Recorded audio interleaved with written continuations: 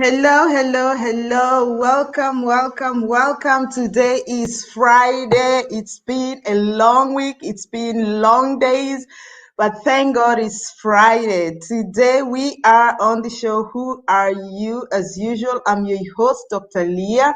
And I welcome you all as you come in. Tell us where you're watching from. Tell us who you are so that we can give you a shout out. Thank you, Rose Kobe from Germany. She is watching from Germany. Thank you so much. So today we are going to Wisconsin. Ooh, some of us, we've never been there. So today we are going there because we have a great person who is bringing us to Wisconsin. She is great. Her name is Joycelyn. She's a serial entrepreneur. She helps business leaders become confident in their growth plans, making sales and building their audiences. She has a lot of things going on. She started her business at the age of 7. She started doing business at the age of 7. I can't believe that. That is just awesome. Awesome. At 7 years, she started, and then she realized this is what she wants to do, even as she grows. With her positive attitude, represents a true leadership. So she is going to give us a lot of attributes that she's using. She's going to tell us more about who she is, what she does, why she does. She's got also an organization that she's supporting. So she is an empowerment. She's a woman of empowerment, and she's motivating people. And so we are going to talk more with her. I'll just bring her up so that we don't take a lot of her time. Hi, how are you? I'm good. How are you? I'm actually going to bring my mic closer so you can hear me even better. Hi. Great. How are you? How is everything? I'm doing well. I have my morning tea. It says wake up and be awesome. I mean, it's literally bigger than my hand. So, it's great. See, It's a great morning. and you look awesome. You look awesome. You look awesome, as just the cup Thank says. you. Oh, gee, thanks. Thanks. I did put my glasses on since we last talked. No worries. Yeah. As long as you can see me and our audience can Right. see you, perfect. We're perfect, good. perfect. Right. So thank you so much, Joycelyn, for coming up to my show. Who are you? I'm so grateful that I was introduced to you, and I'm so grateful that today we have you. And I'm very sure that so many of the viewers who will be coming in, who are viewing live or even later, they will be able to, get to know who you are. They will be learning a lot from you. So with that said, tell us, who are you and what do you do and why do you do it? Yeah, so my name is Joycelyn Kopac, coming to you live this morning. Yes. I live in Wisconsin right now, which is in the middle of the United States. So if you look at the map of the United States, you see the Great Lakes at the very top in the middle. Mhm. That's where I kind of live, in that area. So that's where I am. I've been all over the world. But I grew up in Wisconsin, and that's where I am right now. So that's physically where I am. But who I am, I'm a serial entrepreneur, business strategist, and DEI educator. That's basically where I sit on a continual basis. And what that means, serial entrepreneur means I own and I work with multiple businesses. I just can't sit still. And when I see a gap in a market, I'm like, oh, we should fill that. And so it just creates a whole nother spin-off business. So that's what that means. Business education and business strategist, that comes more into how to work with your business, work with what lifestyle you have and want, making sure that you're fulfilling your customers in a way that works for you, but also for them, and then growing that business to wherever you want it to be. And the last one is DEI educator. DEI stands for diversity, equity, and inclusion. And really what that means is, how can I make my business a safe space for people that may be different than me in a plethora of ways, right? I'm a woman, I may be working with men, or I happen to be Black and I may be working with white people or something like that, right? How do you create a space for your team and your audience and those around you that's safe and also is pushing the world into a better place? So that's who I am in a nutshell. Oh, wow. I mean, those are quite a sum. of the things Yeah. that you do, and they are heavy because, like you say, and I just want to go back to where you say that you also do the running an inclusive ally and the DIY business thing. Yeah. And the question is, why did you choose that? How do you work with people in that direction? Yeah, why I chose it. Well, I'm in the United States, and so we are a melting pot of ethnicities, religions, I mean, just all kinds of stuff. And I truly, truly believe that as an entrepreneur, we are the change makers of the world. I'm gonna take these off. They're dirty or something. I don't know. So I'm just gonna squint at you. So we are the change makers of the world. We are the ones that are going to push the world into a better place, into more knowledge, into things like that.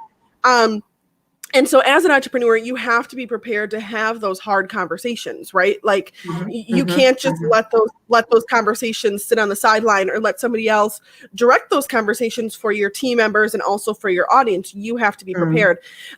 And so what really came out, I've been training in DEI for 7 years because before I was a full-time entrepreneur, I listened to the hype and was like, okay, in order to be a, functioning adult, I need to go work in corporate America.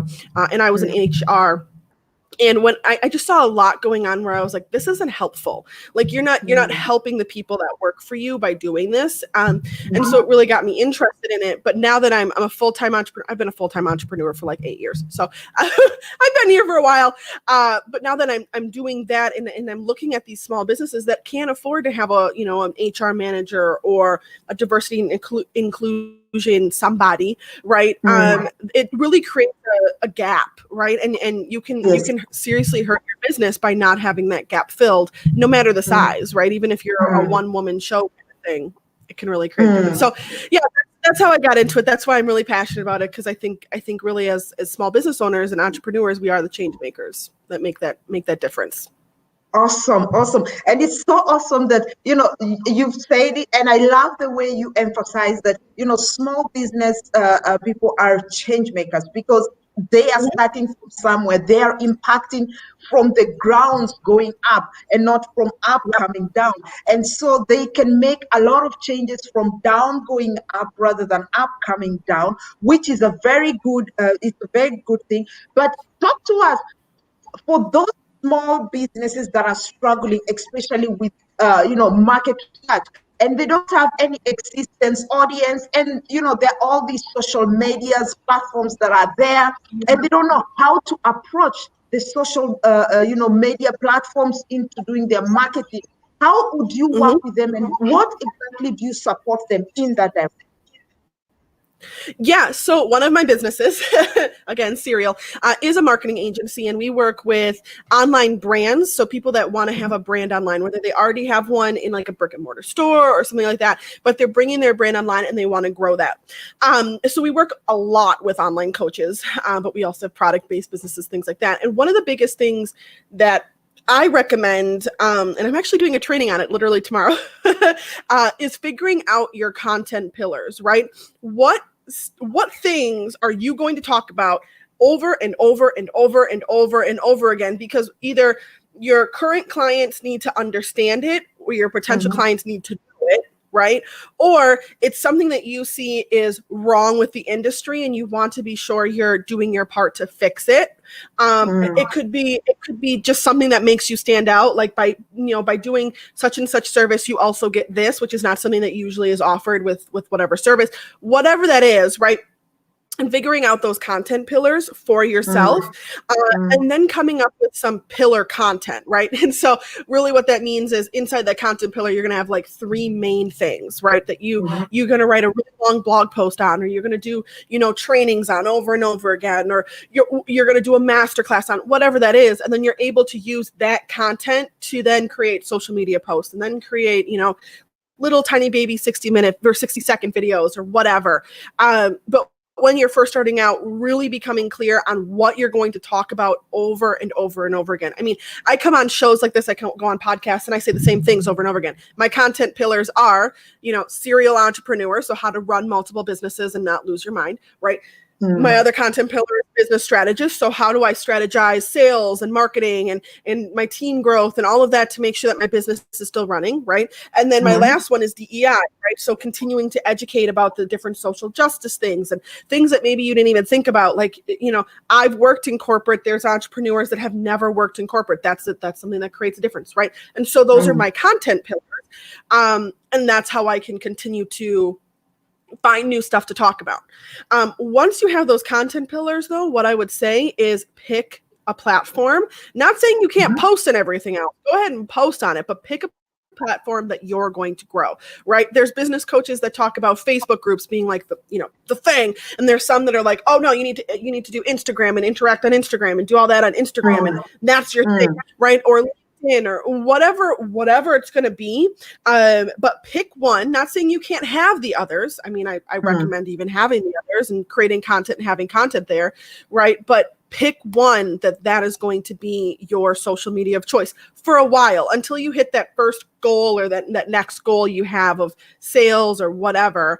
And then once you hit that goal by using whatever platform you picked, then you can start actually putting time into the other ones. Not saying you can't be posting that whole time. I recommend doing that, but picking one and putting time into it is different, if that makes sense. So that's what I would recommend. It's a little long-winded, but that's what I recommend. No, but that's beautiful because, like you've just said, you know, there is a lot of information out there. Like, you know, there are people who love more Instagram, there are people who love more Facebook, there are people who say LinkedIn is the in thing, there are people who are Twittering. So everybody, especially, you know, people who are just coming up, they, you know, who are small and they're just starting, they get kind of, you get in this big pot and you're like, wow, so what is my pick here? Because it looks like I have to be on all of them. And how can I manage all of them? When do I post to where? At what particular time? How many times do I do my post every day? So it kind of get a lot. And then you start looking, okay, I need to get probably the virtual assistants. And maybe it's not the budget you have at that particular moment. And it's good that, you know, you said, for a while, we pick a platform that works for you, for your business, that speaks to your client, until you get that hit first client, then you can begin to grow from there, because then you understand how it works with the content providing, with the content posting, what content attracts your customer, because you do like a repeat of the same content in another platform, so that you can also grab on those clients at that particular platform. And, you know, another thing that I've seen you do with business people, or just with people who want to begin, turning the low moments into significant movements. How do you do it? And what kind of low moments are you dealing with, or are you concentrating on in particular with people who come to you? Yeah. So, this year has been a complete year of transformation for me, to be completely honest.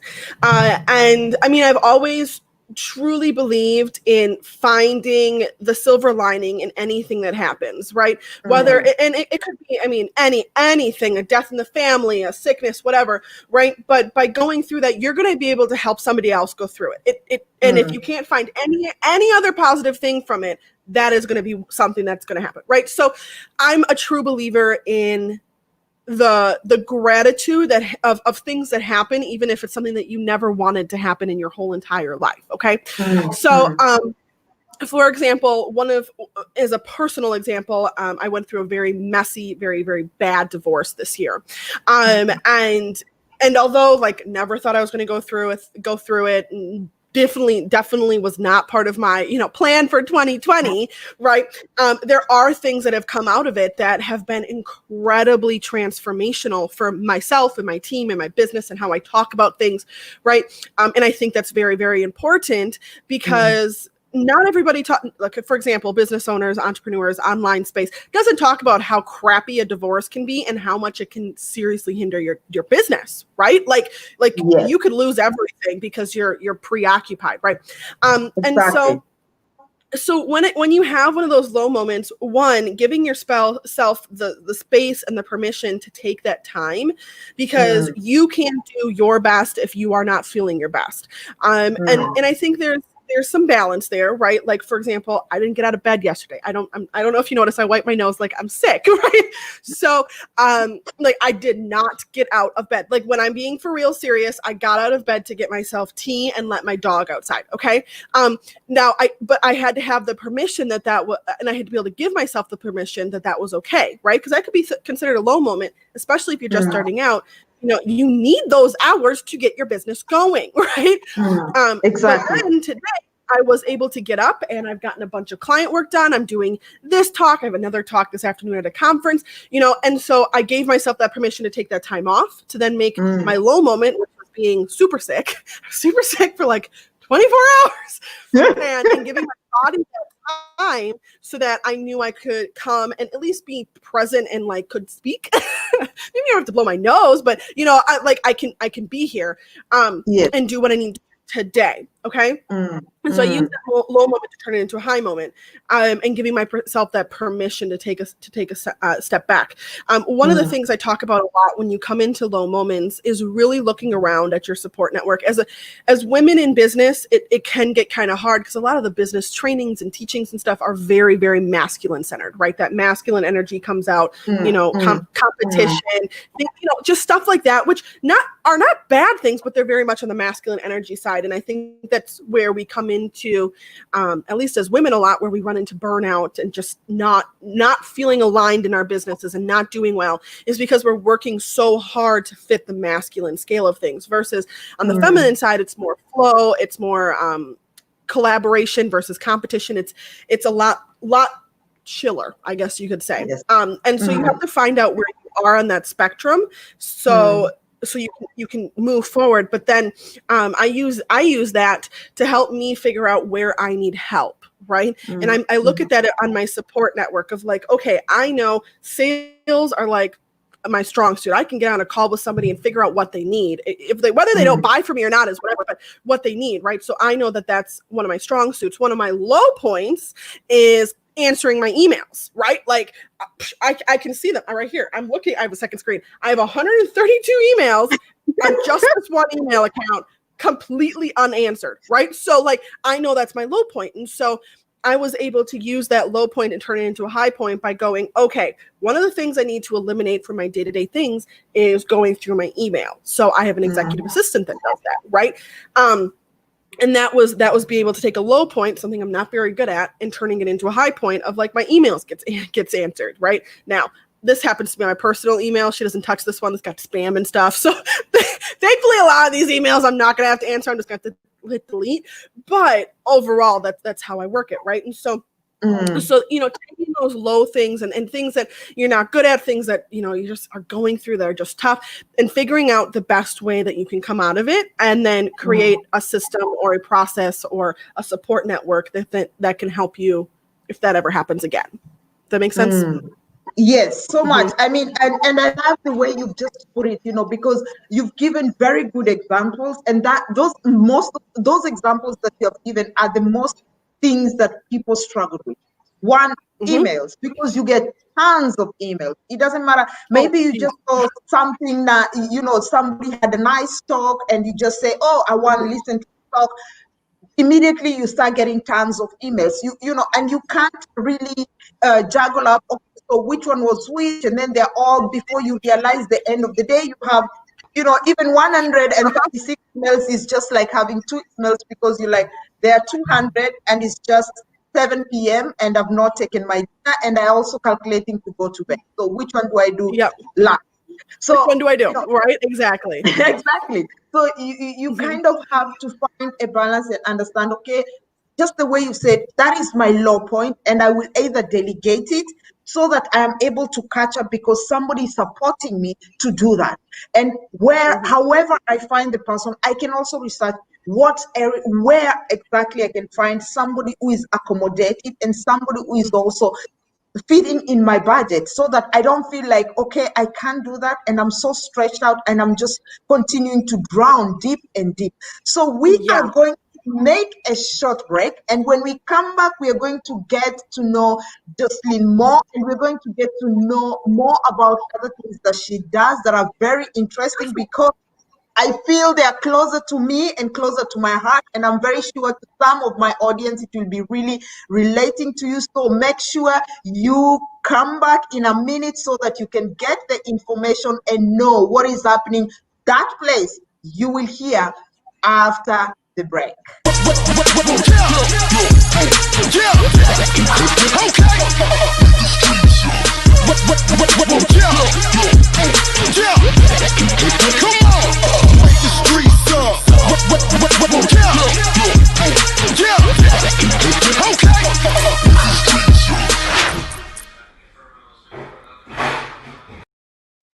Hello, once again. Welcome to the show. Who are you? This is your host, Dr. Leah, and today our guest is Joycelyn Kopac. She is from Wisconsin. Joycelyn is a serial entrepreneur, and we have heard how she works with a lot of people, how she does help people with market research on non-existent audience, how she helps people to turn their low moments into significant moments, how to learn how to delegate, and how to learn to understand what are your weakest points, what are your strongest points, how to have that complement one another, but allowing your business to grow, giving yourself permission to take that much needed rest regardless, because when you're not in that place of alignment with what you're doing, you will definitely not achieve anything. You will not arrive to your purpose. You will not achieve your goals. Yeah. You will just be running in a circle and in a circle, and you find yourself from back to the first point. So thank you so much for those who are already watching tonight. Thank you so much for those who will be watching replays. So before we go to that thing that is next to my heart, tell us a little bit about, let's say, what specific clients that you've worked more with. I know you work with people who are, trying to do branding. Maybe they have products, services. But particular in your business, what kind of clients have you seen coming more to you, and what was the most specific need that was?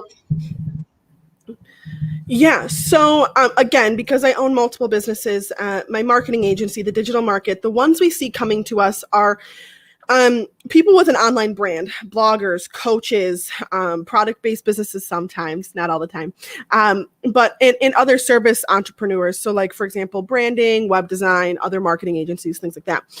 And they come to us, and really the biggest thing is I don't have time. Right? Like, I don't have time to do all of this content. I don't have time to make sure it fits the platform I'm posting it on. I don't have time to learn the newest thing, right? Like, for example, Facebook just did an update. I don't know if you've noticed this, but they have. One of the new things is when you go to your homepage, you can actually look at home, right? Which is Facebook's actual algorithm. You can look at who you actually interact with the most, and I can't remember what the name of it is. And then you can also look at the most recent posts of places like in groups and all that recent, right? And so that makes a big change on the algorithm, because if for example, I'm one of those people that'll scroll through recent, like I want to see all the recent stuff. I don't care what the algorithm has to say. I want to look who posted lately, right? And like within the last minute. And so I go into recent a lot. Well, that changes how your content is going to be delivered, right? Because yes, we're always going to try to get on the home page, right? Because we want people to discover us. We want people to interact with us by nature. But if a third of the people are like me and going to go right to the recent, guess what? We can go back to the times of Facebook posting 2, 3, 4 times a day, and it's okay. So Awesome. Knowing that kind of stuff, right, is a big thing. So that's what I help people with on the marketing side. Awesome. And I can relate with that. I don't have time, because it is for some reason, when you really are so energized and you're supercharged, I want to do this, you find like the days become shorter. And you just over and you find like, okay, so what? And you've given a good example, because now Facebook has changed their face. The first time they started giving, like, they were giving people like an option. You can try and see. If you don't like, you can go back to your old, face off. This time round, you can't. And trying to understand, because like it interacts the, the StreamYard live streaming. because there are Yep. certain things that you could do with the old face that you could go back, delete, or you could go back and easily repost, or you could go back and easily find it. Whereas right now, it is kind of a struggle, and you find like they keep saying there is a bug, but you don't find the bug. And that's a good thing, to know that there's somebody who can help you with that. Struggling to understand, okay, so where is what? And you don't have to take like minutes to just look at your feed first and say, okay, so what really happened overnight? Yeah. Yeah. Yeah. I know. And it happens overnight. Like you wake up and you're like, we could do that now. Like, I have the same thing because I'm constantly Facebook is my platform of choice, right? That was the one that I grew my business on, and we were trying to hit very big goals. Like we weren't trying to hit first client goals, we were trying to hit big goals, and so that's what we did. And now we're finally starting to work on other platforms. Now saying we weren't posting to them this whole time because we were, because meet people where they are kind of thing. But now we're actually starting to use them as lead generation, as audience building and everything like that. And so Facebook has been my baby. And so now I'm like, they're adding new things to Facebook and I'm going to have to like refigure it out and add new things. Yep. So it is fun though. I do like waking up to surprises like that. It's like, oh, this is cool. And you can all put either you want the white background or you want the dark background. You can play around with it. And it's kind of it's a little bit stupid, but it's fine. It's fine. We'll get along with it. So, in your own words, what advice would you give a small entrepreneur who is starting and is using social media? Like, what content posting? How many times would you advise somebody to do a content post on their platform, whichever platform they choose? The frequency of the day and the frequency of the week. Yeah. Okay. So my biggest thing is if you're going to post somewhere, you have to have some sort of interaction, right? If somebody comments or somebody likes, you have to be there to comment or reply to the message or whatever back, right? So there's that. So if you're not gonna be able to check whatever platform at least 3 times a week, right? So then it's like a 24-hour-ish wait, to get a response. You're not gonna be able to do that. Don't add the platform. Do not, right? Because you have to be there. I'm speaking for myself. Like I post to LinkedIn, but I'm literally never on LinkedIn. So if somebody sends me a message there, I know I'm not going to get it, right? Which is a problem, but so pot calling kettle here. Like I know what I'm saying.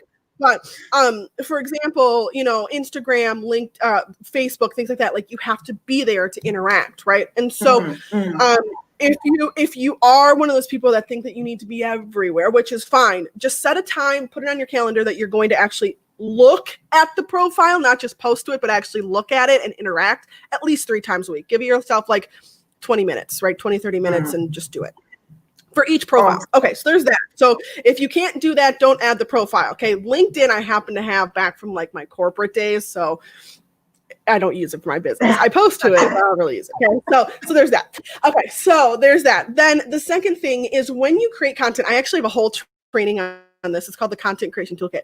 But when you actually go to create content, you should not be creating content every single day. Can I repeat that again? Like, holy crap. Do not do that. It's a huge, huge, huge waste of time. Reason being, and I know this, even if you are a creative person, you have creative spurts, right? Like you're like, ooh, I'm on it. Like I got ideas, right? That's great. Don't create content on days where you're like, the sky is blue. Like I don't know what else to say, right? Like don't create content on those days. So what I recommend is just scheduling out 1 day a month, 8 hours, right? Whatever your day is, 8 hours.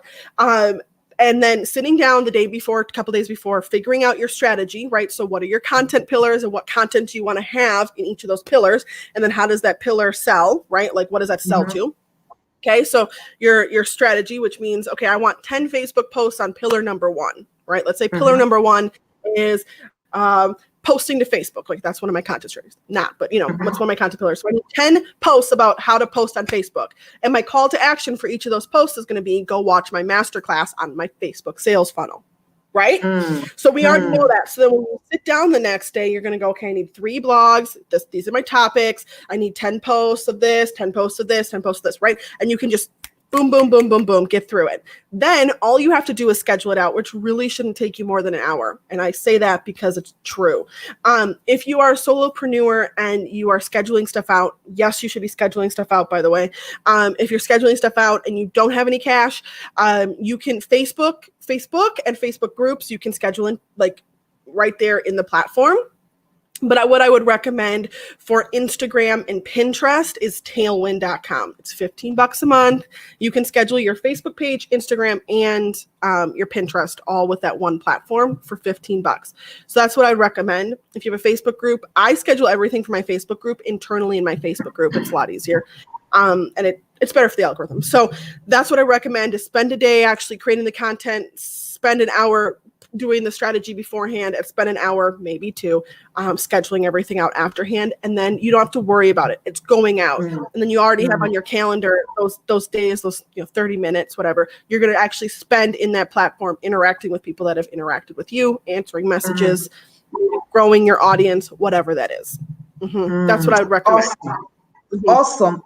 That is so beautiful. Well said. And, just the way you've put it straight, find a day in a month where you can really just post your content, 8 hours, and you can just, kind of schedule them in a manner that you just have them out there, but you have a clear, strategic, with call to action content that will speak to your clients and yield back to you. So that is so perfect. So going forward, talk to us about Ivy Grace Foundation and why Ivy Grace Foundation. Yeah. So Ivy Grace is kind of near to my heart. I actually helped them with their branding, I don't know, like a year or two ago. And that's kind of how I met Maddie, who is their founder, or foundress. Is it foundress if it's a woman? I don't know. But anyway. And so they work with kids in Kenya, and they've got twofold, one for boys, one for girls. And the girls, they help with their menstruation, right? So like every month, girls get their period, for anyone not listening and doesn't know that, right? And it can create a really big disparity because if you don't have stuff to take care of that, you just kind of free bleed, which nobody wants to deal with, and you can't go to school. So what happens is girls end up dropping out, they don't finish school, or they just miss weeks of school at a time, which everybody knows, no bueno. Like if you're doing some education, you just got to keep on it, right? And so they work with girls about education about menstruation, getting them reusable pads, making sure. There we go. I put myself on mute on accident, hit my microphone. Setting up really for success and so that they can continue to go to school. So that's really important. On the flip side, they also help street children. So people or kids that don't have people, right? They don't have guardians or parents or grandparents or whoever to take care of them. And so these kids are literally like living on the street, getting beat up, killed, starving to death, whatever. And so they have basically an orphanage, but a building where they can have all these kids and they get fed and they get taught and they get clothed and so that's Ivy Grace. I love them. They're awesome. So I'm really hoping actually that coronavirus lifts here, crossing my fingers, because I might be able to actually go to Kenya next year. Like they're planning on people being able to come, but coronavirus has to go away. Yes, that's such a shame. Yes, so that's so beautiful because originally I come from Kenya, but I live in Germany. I've been living in Germany like over 15 years right now, and so when I saw that, it struck my heart, and I thought, wow. Ivy Grace Foundation. It's in Kenya. It's empowering and educating and empowering the street kids in Kenya. And I know there are lots of foundations out there that are also doing greater things out there. But just having somebody who is doing, who is in business and takes their time to, also support such kind of organization is a plus, and it shows exactly that they are actually living what they are talking about, because you are helping, you're a serial entrepreneur helping small businesses coming up because they are impacting the communities from down and not from up. And having a partnership or just being passionate about such kind of foundation, because they're small, definitely they are they're being supported by private people, Yep. possibly, and just having these children being removed from the streets, being brought into a safe place, and as they grow, they're being educated on how to, to be responsible. They're educated in their future, because Yeah. definitely there's also some empowerment about how they can become entrepreneurs, how they can become business people, how they can come into corporate world, how they can, maneuver their life into the real world, from the street to this safe place into the real world now, because the other one was just, it was a real world, but in a different kind of perspective, with a different dark light, and in the real world with a different kind of perspective and a light that shows that I have hope. How does that Yeah. make you feel? Yeah, I mean, I love it. I'm a big proponent in very much doing a lot of research. If you're going to start partnering with a foundation, a nonprofit, anything like that, doing a lot of research on, if I give them $100, how much of that $100 actually goes to, for in my case, the kids, but actually goes to their mission, right?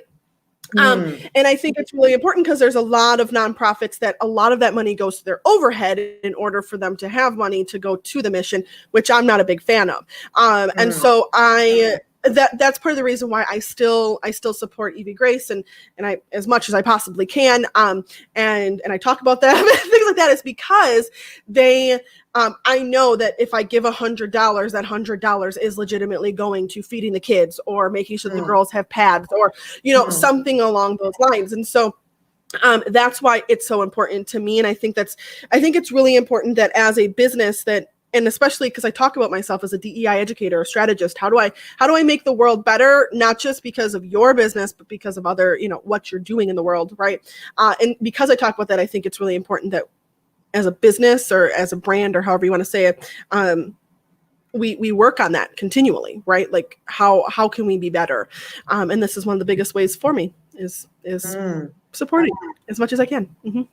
Awesome, beautiful. Yeah. And that is so nice, and it's so beautiful. And I can just say thank you for what you're doing to those children in Kenya. Thank you for what you're doing to that organization, supporting them, and just the fact that you have given yourself, as an entrepreneur, you're still giving yourself, because you believe in empowerment, you believe in people growing, and that is such a Mm-hmm. beautiful thing to do back into the community, because it's all about impacting the world. Yeah, Right? it is. Yeah, It really it is. is. Yeah. Yeah. So tell us, in your own words, what is the simple life of an entrepreneur? Yeah. So I see a lot of people, for example, a funnel makes your business, for, and we have to have this, and it has to connect to this, and this has to happen, and all of this, right? And I can honestly say you don't need that. Like, at all. And so really making things incredibly simple, or as simple as you possibly can make it. So for example, I don't need a giant funnel. I need a sales page with a form that leads to me emailing me, and then I can email them back. That's it. That's all I need. It doesn't have to be a crazy big funnel of, like, they have to click on this button to get here, to get there, to get an automated, like, no. Honestly, we finally, as an agency, have started to automate some of our stuff. Before that, it was not automated at all. We had a funnel, in a sense, of, like, we brought people in, leads came out, kind of thing. But simple is better, always better. And it helps combat some of that overwhelm that you could feel in your business. And I think because we consume so much content, right? And especially as business owners, it's, you need to do it this way, or you need to do it this way, or how about this, or add this, or don't forget about this. And I actually teach a method. It's called AEO. So automate, eliminate, outsource, right? And I am a true believer that I sit down and I literally, I do this all the time. I like audit what we're doing, and I go, yeah, this is need to be, and I throw it out. like this is not, it's maybe creating one lead a month. Like, why are we doing this still? Like, done. And that kind of stuff. And so by making things simple, it makes things easier, which makes us more impactful, and gives us more time to work with our clients, or honestly not work at all. Like, we can go do our lives, right? And so that's what I mean by the simple life, is creating things that you want and need, but nothing over that, right? Awesome. You don't have to do all the extras. Awesome, awesome. And I love that because I think that is one of the best simple technique that a small entrepreneur or a young entrepreneur or an upcoming visualizing entrepreneur can learn, that make it simple. It is better because it cuts down all these overwhelming things. And I love that because I've now gotten that from 3 people about just having a simple, landing page where people can come in, they get a contact, they can contact you directly, and that's it. So you get to come and meet them. You get to have that relationship with them. You get to build up a relationship with them, which I think is so much better than them going to read 5, 10 pages of the website, because they'll never do that. They will never have that time. So you find it's just not doing you any good. So a simple page is simple, it's clear what you're doing, clear direction, contact details directly to you, and you're good to go. So thank you so much, Joycelyn. Thank you so much for your time. Tell us how people can get in contact with you if they want to get in contact with you.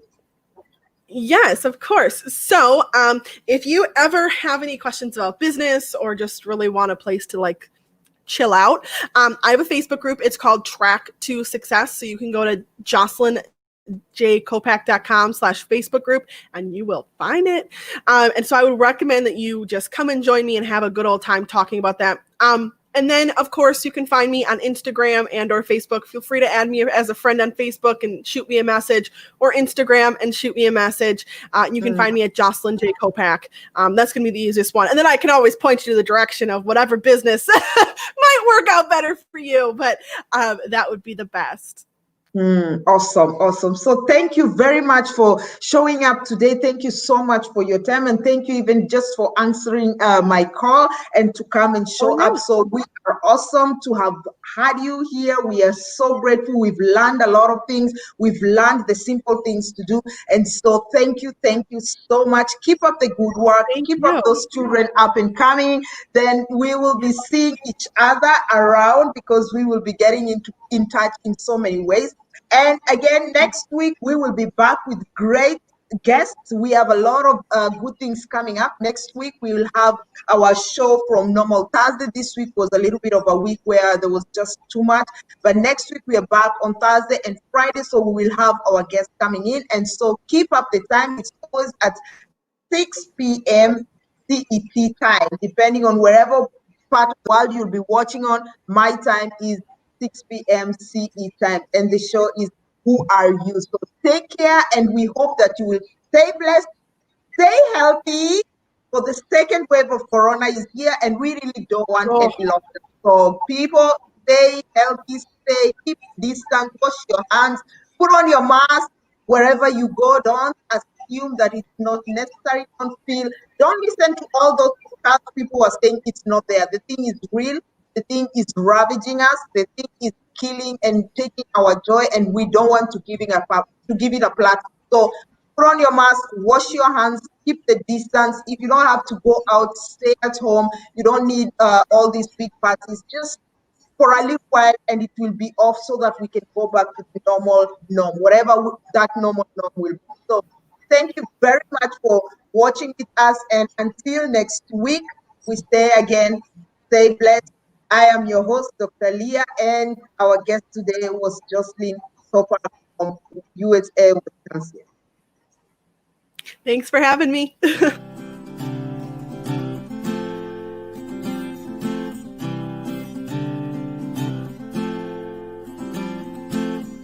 Your heart is tarnished black and blue. Betrayal is a feeling, not a word anymore. You won't fall in love again. You've opened up too many times to be let down once more.